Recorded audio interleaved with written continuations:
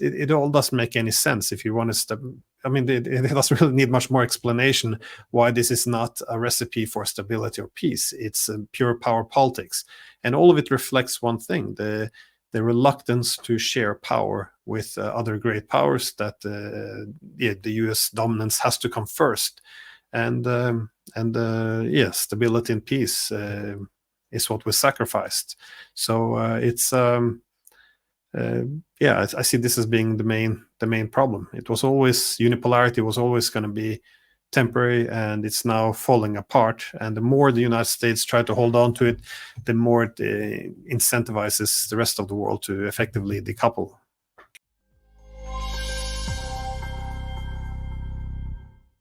On this episode of the What the Finance podcast, I have the pleasure of welcoming on Glenn Diesen. So Glenn is a professor at the University of South-Eastern Norway. So Glenn, thanks so much for coming on the podcast today. Oh, thank you. No problem. I'm looking forward to the conversation. As I was saying sort of before, you're someone that I really like listening to about geopolitics and what's happening in the world. So I'd just like to, where I sort of like to start all our conversations is, what is your current outlook on what we're seeing in geopolitics at the moment? Oh, yeah, that's a very big question. I think it's very uncertain times we live in, given that we're seeing the end effectively of a world order, the one we've had since the end of the Cold War, in which essentially the world was organized under US hegemony. So the main economic institutions, international, if not international law, but international rules were interpreted or at least enforced by the United States. All of this is now coming to an end. So it's impacting America's relations with its allies, with its adversaries, and we're seeing now conflicts emerge left and right. And it's in this uncertain time, given that there's so much at stake, we often see that the various actors are willing to take much greater risks as there's so much at stake, and even though we're moving into very uncharted territory. So it's a very dangerous time. In such a time, you would also then hope that some of the risks would be mitigated by having increased diplomacy, try to have greater understanding for the opposing side. But instead, we're seeing the exact opposite. That is essentially the demand for full conformity, often demonization of the other side. And so, it looks like we're walking towards great power wars, which is very concerning. Yeah, great. And is this all linked to the fact that the US are being challenged through their hegemony, or is this something that just sort of consistently occurs throughout history? What do you think is causing this uncertainty? Well, usually when there's huge changes to the international distribution of power, there's the international system has a problem of reforming or adjusting. So usually we have new settlements after major wars. And this has always been the case especially when there's a huge shift in world order. We end up with a war, and thereafter we come to a new status quo. The problem now, of course, is that the main rivals are the great powers, United States, Russia, and China, and any major war might be our last war if it becomes a nuclear exchange. But of course, we're also seeing the huge disruptions in the Middle East. So the whole world is being reorganized. This could either be a great opportunity or also a major threat, as a lot of these conflicts are now not resolved with diplomatic means. Okay, yeah, it's scary to think. So if we go back to, I guess, the 90s, is that where you see this US hegemony coming into play, the unipolar world? And I guess, is that something that's positive? Is that negative? How would you look at it yourself? Well, in the 1990s, we essentially had an option. We could either establish a multipolar international system based on international law, in which we recognize there's many centers of power, and under this traditional modern world order, we would any country with any expansionist ambitions would be balanced by the rest. But the international distribution of power was not was severely disrupted when they went from bipolar system, and of course Soviet Union collapsed, and there was so much power centralized in the United States. Under such skewed balance of power, we see that the dominant state has an incentive to build a hegemonic system. Now, I've often argued that that Americans' ambitions to develop an international system based on the global primacy of the United States, it could be said to have some benign intentions. The first point is, in the international system, the main reason why we have conflicts is the so-called international anarchy. All states compete for security, and this is why we have this great power conflicts. Now, the American assumption is, if the US is all dominant and no one can contest its leading position, not even if many countries come together, they can't even challenge the United States leadership. And this would have a bit of a mitigating effect on the security competition, a bit like how the United States entered Western Europe after the World War II. We didn't have the same rivalry between the Europeans simply because the US was so much more powerful. So it could reduce the security competition among states. Now, after the Cold War, the idea was, let's do what we did after the Second World War, but on a global format.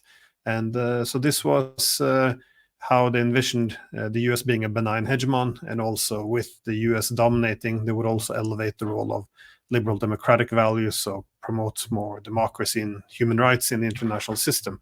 So you can argue that there was some benign intentions there, which is also why a lot of the warmongers or the neocons who had hegemonic ambitions, they found themselves allied with a lot of the liberal humanitarian idealists who wanted to create a vastly different world in which we transitioned the anarchy of the past. So, but my main argument is that this was always a temporary construct, because if you're going to be the dominant state, first of all, it's going to deplete a lot of resources. And we've seen that in the United States. They are now the biggest debtor nation in the world.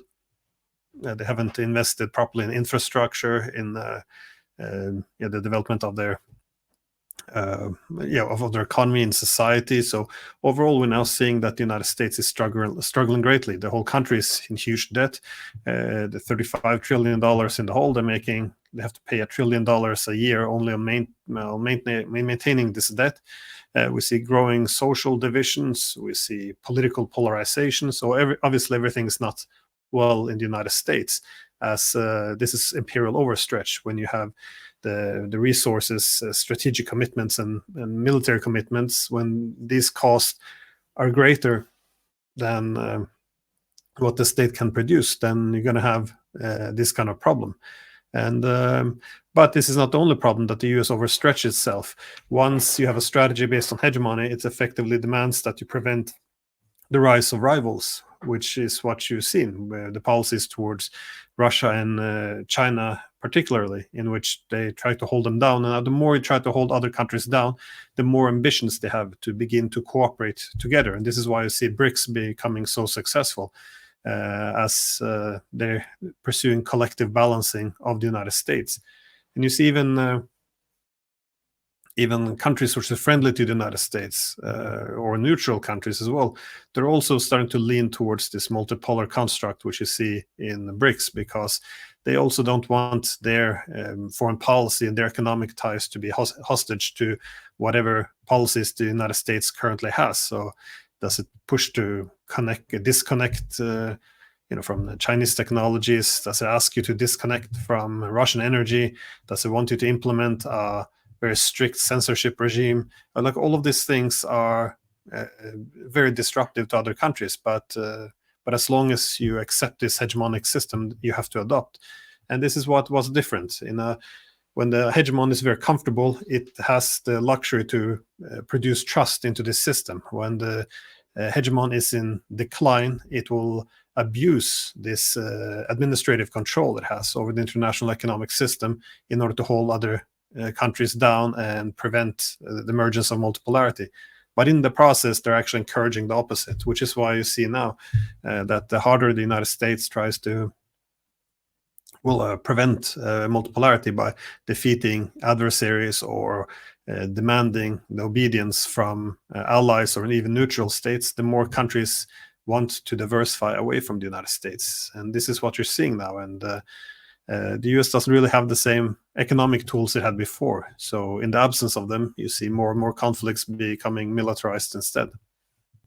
Yeah, it's a great point. And do you see, if we go back to sort of early 2000s, do you think them entering Iraq and Afghanistan and, even Libya and Syria and all those conflicts, and then they were sort of saying that they were going to do one thing, their liberalization of the world, but then they'd actually go in and, overthrow these dictators. Do you think that sort of led to this hypocritical thought from other world leaders throughout the world, where it's like, well, they say one thing, they do the other, they force, other countries to do one thing and then they do the other? Do you think that sort of led to this shift in diversifying as well?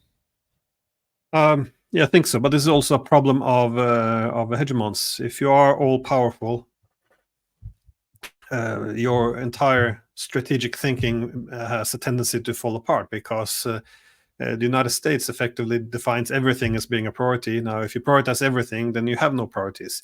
And furthermore, a great power like the United States, which was unconstrained, can also afford to make a lot of mistakes. So whenever they have any problems, they be it Iraq, Afghanistan, or any other wars, they can effectively just double down. And well, as Joe Biden says, can we fight the Chinese and Russians, everyone at the same time? Yeah, sure. We're the United States. The world has never seen such a great power. This is kind of the mentality in which strategic thinking goes to die. And but in terms of why the world rejects this order, this is often what we refer to as the rules-based international order. It sounds very, very wonderful, as if it's a upgrade of international law, but it's actually a departure, deviance from international law, because international law, as we know it through the UN Charter, is a system in which all countries accept mutual constraints based on the premise that we have sovereign equality.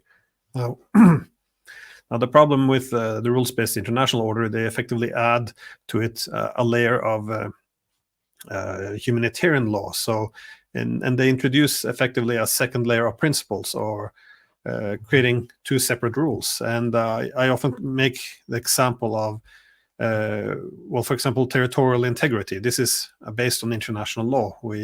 You can't change the borders of other states. Sovereignty has to be respected. But however, under humanitarian law, we can argue, well, some people have the right for self-determination. So when we look, for example, at the case of Kosovo, the United States said, well, Kosovo should be able to secede from Serbia. And this, of course, is a violation of international law, but it's a humanitarian principle has to come first. And the United States were talking along the same lines when they consider breaking up Iraq or Syria, but also they will use the same language if they want to push for Taiwan's secession from China. However, we also see when other countries do the same, such as the secession of Crimea from Ukraine, then they switch and they say, no, we have to have territorial integrity. So you effectively have two sets of rules, and they pick and choose which one they want. So, and the whole idea is based on sovereign inequality. That's the international system that was formed. Because if you have a hegemon, why would it accept mutual constraints? It doesn't really make any sense.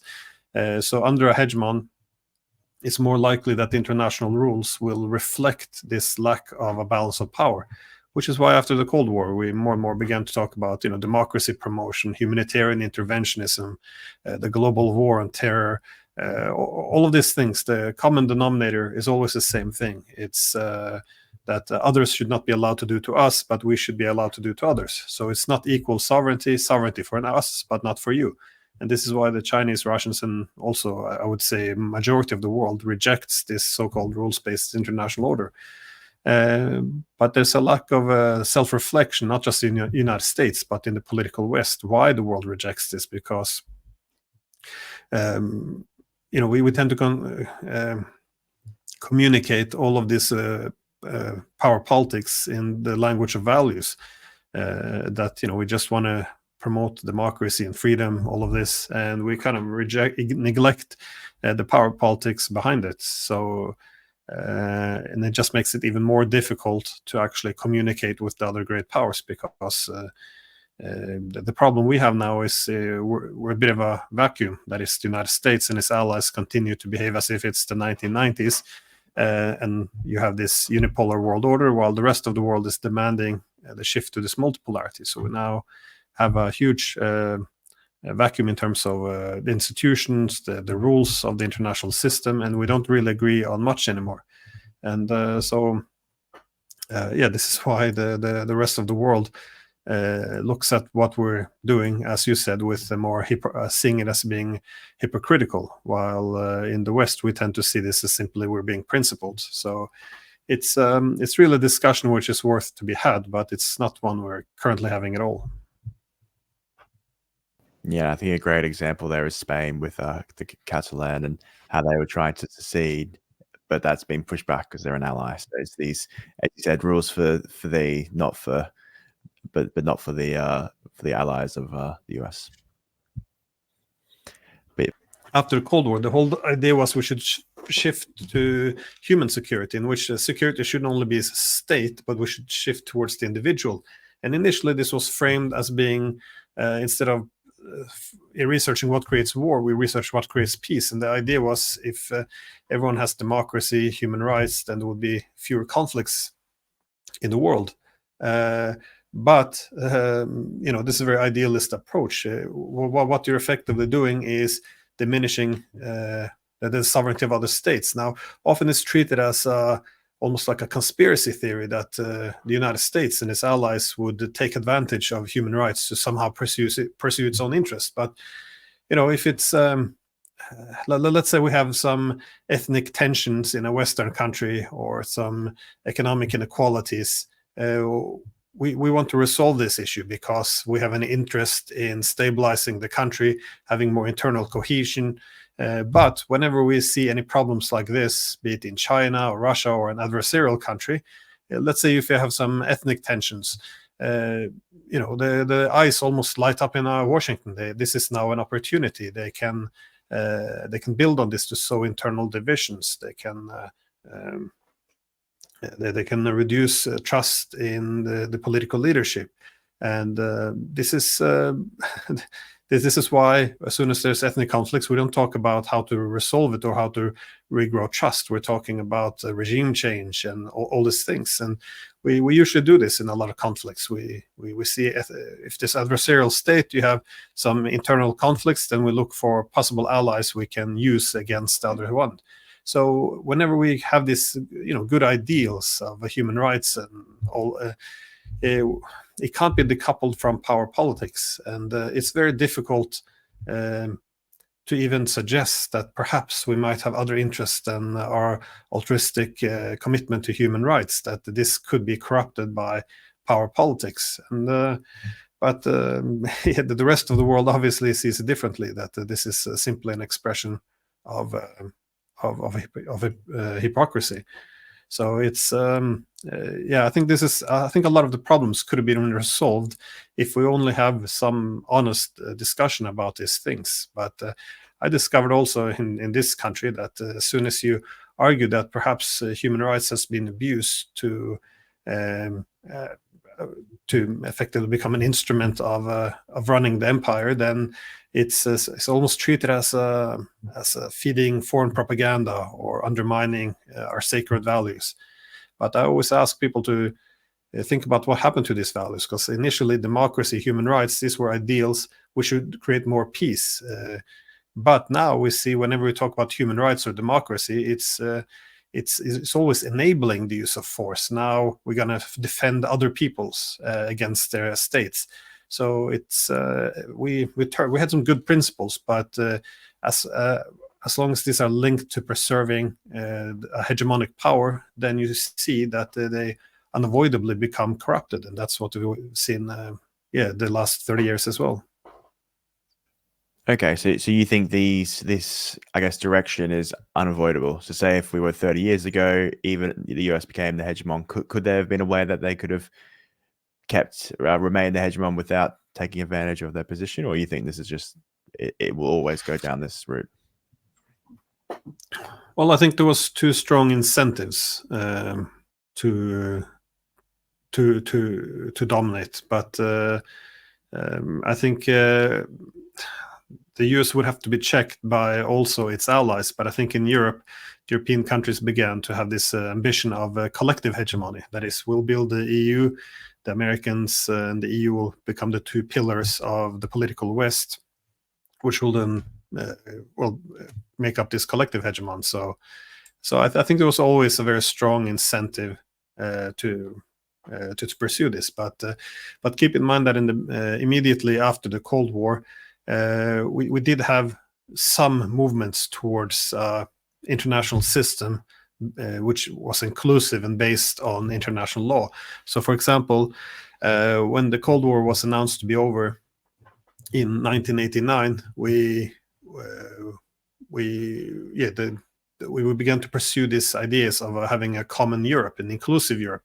So much like the French and the Germans were able to make up after the Second World War, we were going to have a similar institutions with the Russians. So in 1990, we formed this. We signed these new agreements, the Charter of Paris for a New Europe. We talked about a Europe without dividing lines, of indivisible security, sovereign equality. So we're going to all be the same. And even in 94, we built an institution based on this, which is the OSCE. So based on the same principle, a Europe without dividing lines, again, an inclusive European security architecture. But at the same time, we saw that the Russians were getting weaker and weaker, and then suddenly it begs the question: why do we have to accept any mutual constraint when we can effectively dominate? And this is where NATO expansion came into play, because it cancelled effectively all of our ambitions or objectives to create a common Europe. And this is why it was, initially huge opposition also across the West to NATO expansion. This is why Bill Clinton, for example, he even argued himself back in January of '94 that this could create a new Cold War. The U.S. Secretary of Defense under Clinton, he also said that he considered quitting his position because this was effectively stabbing the Russians in the back.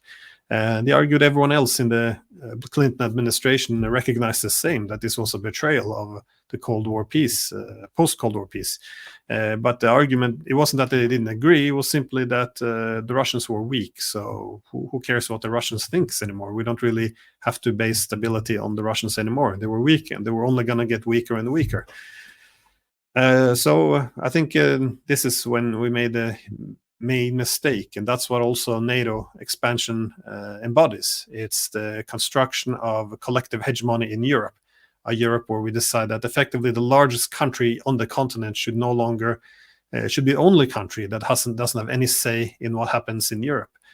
So obviously this is not a recipe for stability or peace. It was a recipe for dominance, and we see now the same in Asia.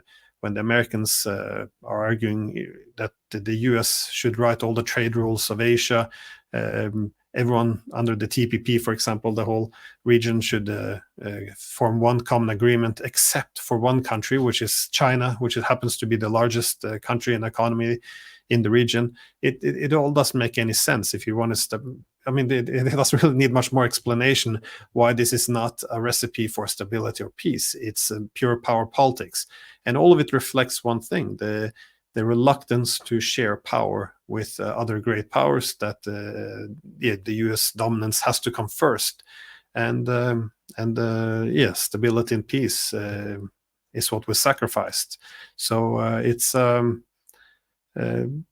see this as being the main problem. It was always, unipolarity was always going to be temporary, and it's now falling apart. And the more the United States try to hold on to it, the more it incentivizes the rest of the world to effectively decouple. Okay, and it seems like that's what we're seeing at the moment. So what does a multipolar world look like in your perspective? Is that sort of the BRICS, or is there sort of something else that you see occurring? How are you looking at it? Well, I see mostly taking an economic format. That is, if you see how the US dominance emerged after the Second World War, it was because it controlled all the main technologies. It asserted control over a lot of the key natural resources. The United States also took control over a lot of the physical transportation corridors, which is mostly maritime. And so the US Navy was able to replace a lot of the European empires. We saw the Americans also taking leadership in most of the international financial institutions, so from the World Bank to the IMF, making the US dollar the reserve currency. So across the board, the industries, fiscal connectivity, financial institutions, the US made itself dominant. The problem is over time, all the foundations for this is gone. That is, the United States is not longer the biggest creditor state; it's the biggest debtor state, and it sees its economic position very much exhausted. So I think that the multipolar world is exactly the opposite. We're now seeing the emergence of several tech hubs around the world, which so it's no longer concentrated in one state. Obviously, the Chinese are leading, but you also have other countries aspiring for technological sovereignty, so they wouldn't be too dependent on others' technological ecosystems.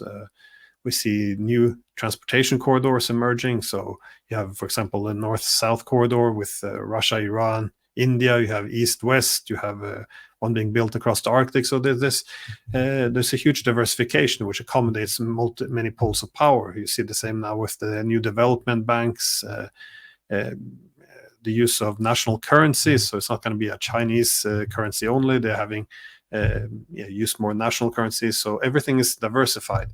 And I think that BRICS is the main institution which is facilitating this, and I think it has a lot of positive developments because we see, for example, with BRICS, then we now have more economic connectivity, which is being used to promote peaceful ties between different countries. You see this and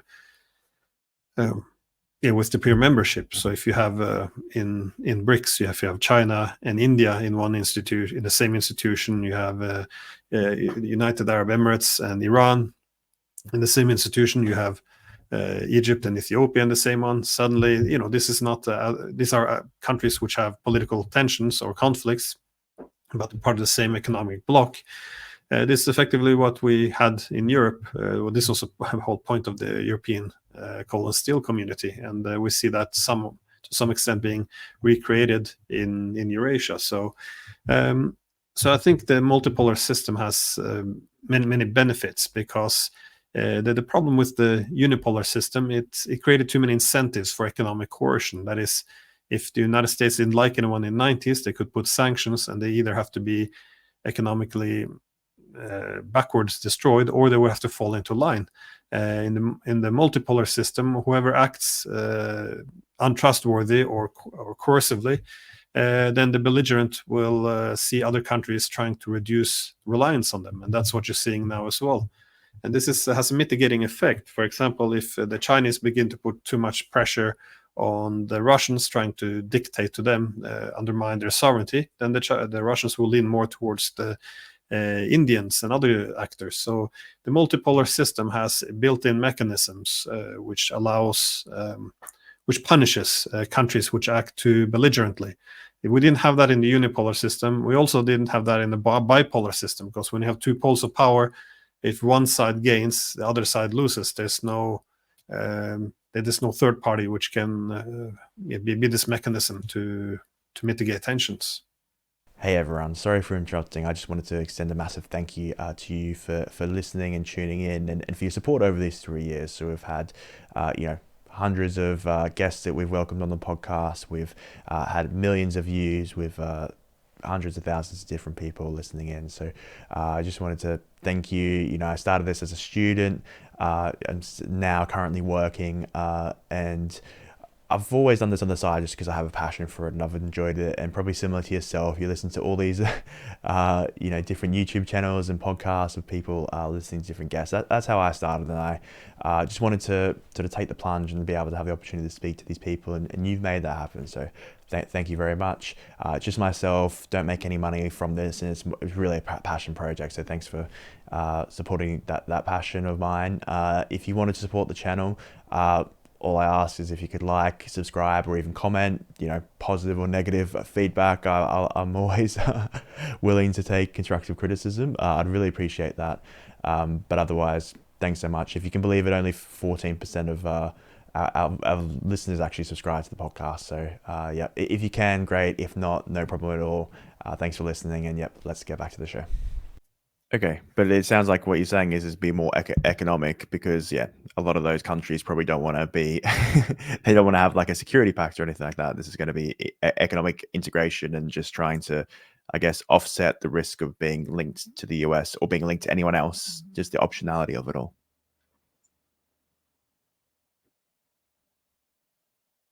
Sorry, the audio's falling away a little bit here now. Oh, sorry. Can you hear me now?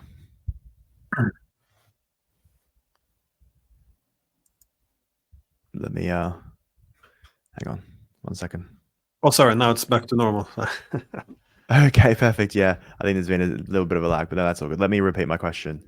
But yeah, that's really interesting. So as you're saying, it seems like it's more an economic, not even a link, but it's just providing optionality of, so if, as you said, if China gets too powerful and they want to start sanctioning, then you can sort of pivot to another region. So it seems like it's actually just providing all this optionality and, hedging your bets just in case there is this increase in conflicts. Is that sort of how you see it? Yes, and this is why it's also seen as a great opportunity for other countries. So it doesn't matter if they're friendly to whichever country, but most countries now seem to be pursuing what's called a multi-vector foreign policy, which you seek to diversify your foreign policies because and connect with all the major powers. Because once you marry one side, you lose your influence with both with all the other poles of power. So, for example, look at Saudi Arabia or Turkey, or I could say in India, but let's go with the big ones. The medium-sized countries. As long as they have many partners, they can't really be pressured anymore by one center of power, and it's this economic diversification which is seen to augment their foreign policy or their sovereignty and the foreign policy autonomy.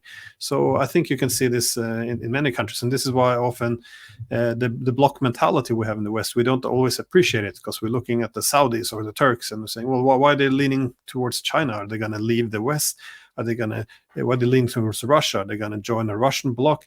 But the whole point is these countries do not want to be part of any blocs, any exclusive arrangement, because once they're part of a bloc, they will become excessively dependent on one center of power, and they will begin to be cut off from other centers of power. And suddenly they will become a mere piece in the bigger geopolitical game. And this is what they're seeking to avoid. So you see this now with especially then with Turkey. I think they're the one pushing the hardest. Now, the entire world is moving in this direction because this is under multipolar system. Almost all the medium-sized countries can have more political independence and act as a separate pole of power. The only one who doesn't, it appears, is the Europeans, because in Europe, they're doing exactly the opposite. As we see unipolarity replaced with multipolarity, the strategic interest is, of course, to diversify, to connect with China, the United States, Russia, the whole world, and then you have the ability to have favorable negotiations to have a more prosperous economy. You can have more political independence, but instead the Europeans are doing the opposite. They're cutting themselves off the Russian energy. Now the Americans are telling them to cut off the Chinese technologies, and whoever country, the United States doesn't want the Europeans to trade with anymore. So the Europeans are now becoming much less competitive. Their prosperity is falling apart. Obviously, you see this with the Germans. And so Europe is getting poorer, but also without any other partners, we become excessively dependent on the United States. And this is problematic because Europe and the United States are not equal actors. When you're that dependent on another state and you have asymmetrical interdependence, that means the Europeans are much more reliant on the US than US are on the Europeans. The US can convert this asymmetrical economic interdependence into political influence. So now, for so many years, the Europeans were talking about European sovereignty, strategic autonomy. Although these days are gone now. Now, if the United States says something, the Europeans will follow. This is why Macron for years was warning Europe shouldn't be vassals of America. Well, this has an economic condition to it. If you want not to be a vassal, you have to diversify your economic connectivity. And again, they've done the opposite. So now you see Europe becoming more and more dependent on the United States. And as the United States, the big irony is the United States is reducing in relevance, but the more limited resources now has, it will focus towards Asia, because this is where the main action is. So it will look more towards China, India, these other countries. So it's wants to leave Europe with a few resources or declining resources it has and go more towards Asia. So it will demand more military and economic loyalty from the Europeans. It will have less to deliver. And the impulse of the Europeans is to effectively double down on their obedience to the United States and hope that doing whatever they want with NATO, for example, will increase the value of NATO to the Americans, and they will start to prioritize Europe again. It's a very foolish policy, but it's one that we're not really allowed to contest, because everything is we tend to dumb down all debates to being simply about good and evil, democracy versus authoritarianism. And here, if the Americans are democratic, the Chinese are authoritarian, how could we possibly diversify? We have to be put all our eggs in one basket. So it's very strange to look at how the Europeans are effectively weakening themselves, making them less prosperous, more dependent, and as I always point out, more and more irrelevant by the day. Yeah, unfortunately, we have sort of front row seats to that where we live, and I think that's something that we could talk for another hour about. But Glenn, thanks so much for your time today. Really appreciate it. My last question is, what is one message you'd like people to take away from our conversation? It's a good question. I like to ask people to reflect a little bit about the decisions or the policies we're pursuing, because in the international system, there's the main driving force in the international system is the security competition. You want to you mitigate conflicts by taking into account the adversary's concern. So what is the concern of our adversaries, be it China, Russia, Iran, and but if you can mitigate the threats to them, then they will not react in a way which undermines our security. So this should be a key part of our discourse. And but this also goes against a huge instinct in human nature, which is once you feel external threats, you demand full conformity, solidarity, and no one deviates, and everything is we are good, the adversaries are evil, and suddenly you can't express anymore any understanding or empathy towards your opponent. And this is why it's so dangerous, because we're ignoring all the security competition, and this is also undermining our ability to enhance our own security as well as our economic interest. So we have to reflect how can it be that 30 years ago the main policy of both the Chinese and the Russians was to integrate as close as possible with the West. This was the main goal, and today we're talking about fighting wars with them. Where did it all go wrong? Was it simply that the other side was so evil and they didn't take advantage of or didn't accept our friendship as we reached out to them? No, I think it goes back to this idea. We're not able to see the world through the eyes of other countries anymore. And I think that this is our biggest problem, and it also ends up hurting ourselves. I mean, we spoke about Germany as an example, and I remember from the first day of the sanctions, which began after the Russian invasion of Ukraine, I made the point that there's no way these sanctions are going to work. I mean, this has been my main research focus, the economic integration, which Russia's pursuing with the East by decoupling from the West. I was making the point, the Russians can diversify, the Europeans cannot. Russia will be fine, Europe will go into economic decline and struggle. So for me, this was very obvious. But you can't say this, because if you say that the sanctions won't work, you're seen as undermining the trust in the sanctions, and suddenly you're talking, repeating the talking points of Putin. I'm being told all the time, because if you're pro us, anti them, you have to support the sanctions. So there's no appetite for any reflection. There's no discussions anymore, and suddenly we're making these huge discoveries now as Europe is going through deep problems. Germany is struggling. We're discovering that, wow, perhaps energy-intensive industries need affordable energy, and all this very obvious things which we should have talked about 2.5 years ago. We weren't allowed to effectively. So this is the main problem. Everything is good versus evil, and we can't have any basic discussions anymore unless. Well, not unless anything. This is just the way it's become. So, there needs to be. I wish free speech would come back, and we would scale back a little bit on the censorship and all this cancellation as well, because it's not doing us any favors at all.